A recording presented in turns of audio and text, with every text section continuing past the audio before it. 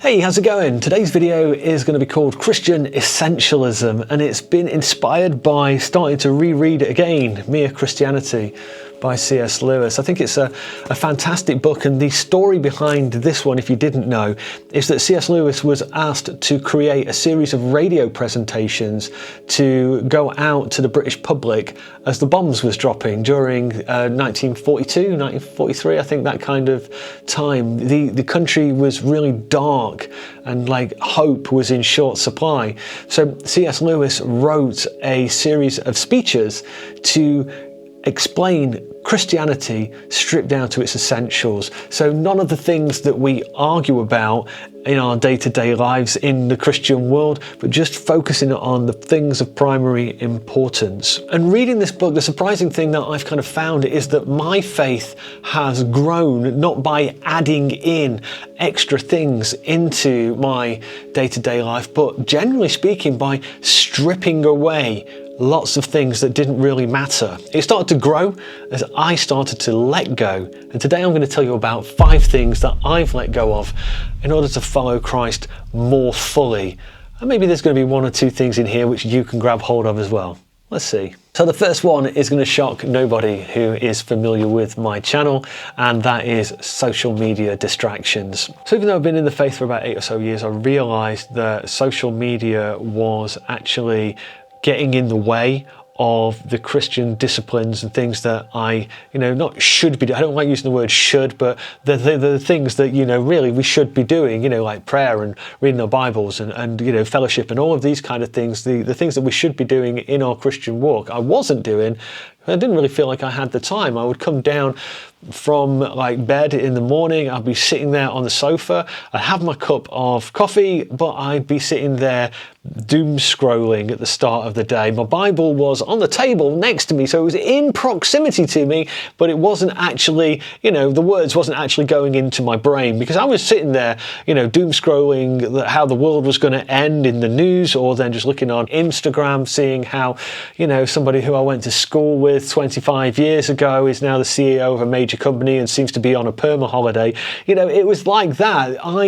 I was finding that all of my time and attention was being absorbed by social media. Any kind of few seconds that I had during the day when I would just be stopped, I would be scrolling. And then in the evening, I would be sitting there maybe watching a movie with my family, but I would be dual screening, wouldn't I? I'd be like, oh yeah, I'm on IMDb here, just looking to see who this particular actor is or that particular actor or whatever. But in reality, I was sitting there scrolling on Facebook, and so you're kind of giving half your attention to both things and really not doing either. And so I was having poor quality time with my family, and also not doing the things that strengthened my walk with Christ. So by sacking off the social media and just getting rid of it all off of my phones, I started as a trial for a week, then a month, and now I'm a year down the line. I don't know how long, it's been a while.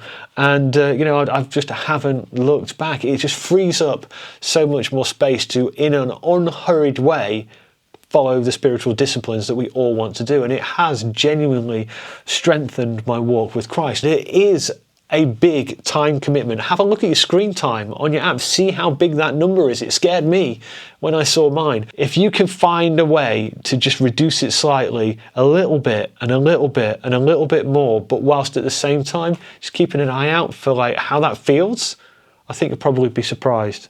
I think you'll probably find that it feels really quite good. It did for me. So the second thing I've given up is reactive anger and people pleasing. And this has been something that I've struggled with for a long time, and they both go hand in hand, because for the longest time I thought that I was just a pretty chill guy and I was just really easy to get along with. I was just really happy to just do what people wanted to do, but it really kind of came to the front when I did some introspection, some journaling and just some meditation and whatever, and I just realized that actually no, I'm actually just a people pleaser. I'm not super easy to get along with. I've got no spine. I was sitting there thinking if I was actually a laid back person and just really happy to go along with everybody else, why do I feel this roiling sense of anger inside me? And it's because all I'm doing is suppressing my own wants and desires, never asking for the things that I want and then blaming other people when I don't get them. So instead of being a people pleaser, I'm trying my hardest now to consider myself to be a Christ pleaser. You know, I am a blood-bought and redeemed child of the living God. I have intrinsic worth and value. And, you know, so if somebody asks me what my opinion is, I really should be more forthcoming about giving that in love. Because, you know, at the end of the day, it's not actually, for me, the best thing to do just to kind of tell people what they want to hear. I'm not doing it out of pure heart. I'm just doing it out of a desire not to get into arguments with people.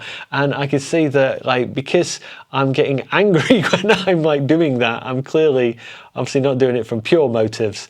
So, yeah. Stop talking and then wish that you hadn't.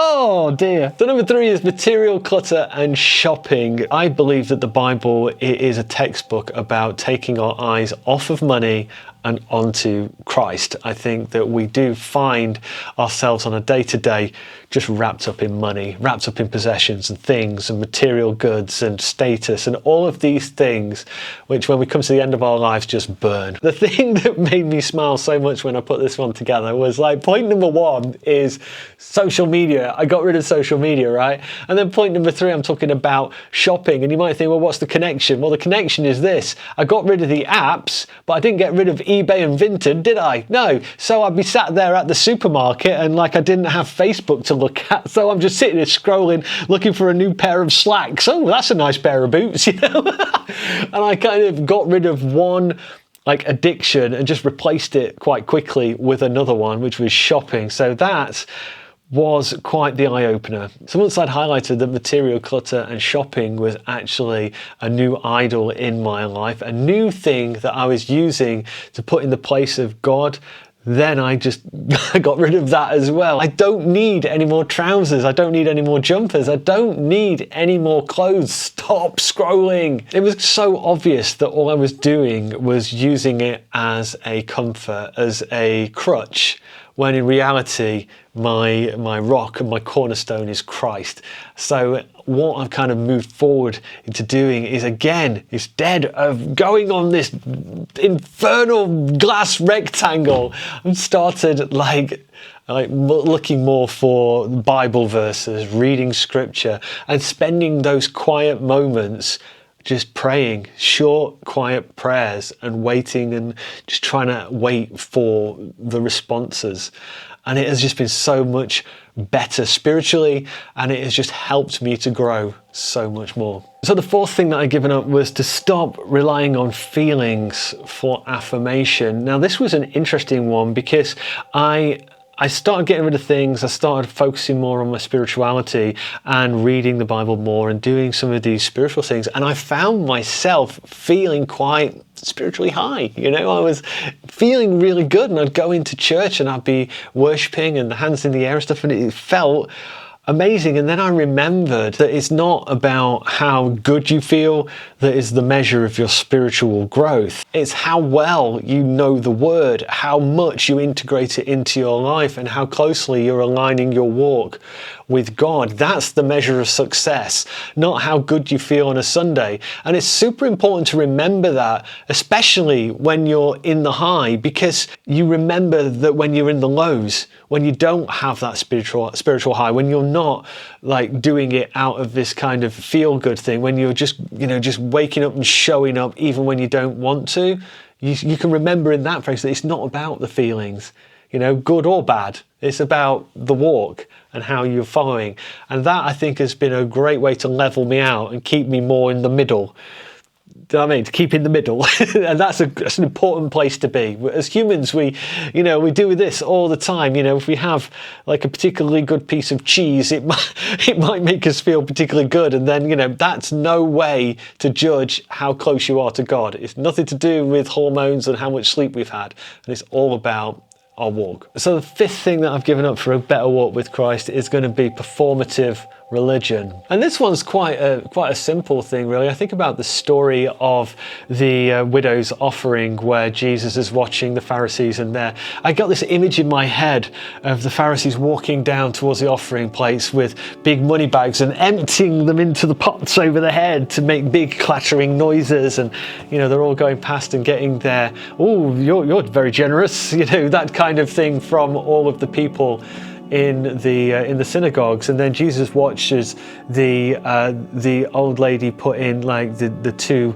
are they minas, the tiny little coins that she gave more than those guys. She gave from her lack, they gave from their overflow, but she gave all she had. And it's an important thing to remember that we don't do the generosity, we don't give so that we can be seen to be given. We don't pull out our Bible and then take a picture for Instagram, hey, Bible time. It's not like going down the gym, the reps don't count unless you post it on TikTok. We don't do the religion to be rewarded and seen by man, but it does seem like we have all these tick boxes, and I certainly had loads of tick boxes of things that I was just doing just because they were the things that I felt like I needed to be seen to be doing. We're not doing these things to impress humans.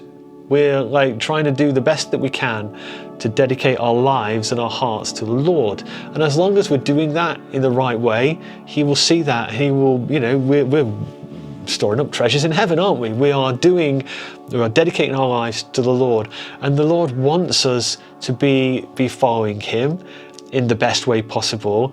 He doesn't want us to be, He would have given us a bunch of check boxes to tick off every single day if that's what He wanted. But the problem with check boxes, as far as I can see, is it puts a ceiling on generosity, or it puts a ceiling on prayer, or a ceiling on the amount of times we read the Bible. I've prayed 3 times today, I don't need to do it again. Well, why not 4? Why not 5?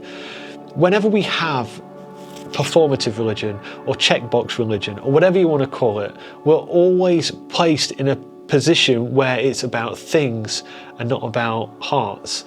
And I know that the heart is desperately wicked, who can trust it? That's true. What I'm not saying is rely on your heart. What I am saying is, if your heart is rightly directed towards the Lord, that's the place that we want to be, isn't it? It's nothing to do with have I done enough. So by getting rid of that, by identifying and just realizing, no, this is performance, this isn't heart-based, and then cutting that out of my life, I've started to get to the point where it is a much more honest and genuine and authentic spiritual walk, and I'm really enjoying that. So that's 5 things that I've cut out of my life to make a more essentially Christian walk, and I would love to know, maybe is there something that you've cut out of your life in order to focus more on Christ? If you want to get that down in the comments, would love to hear it.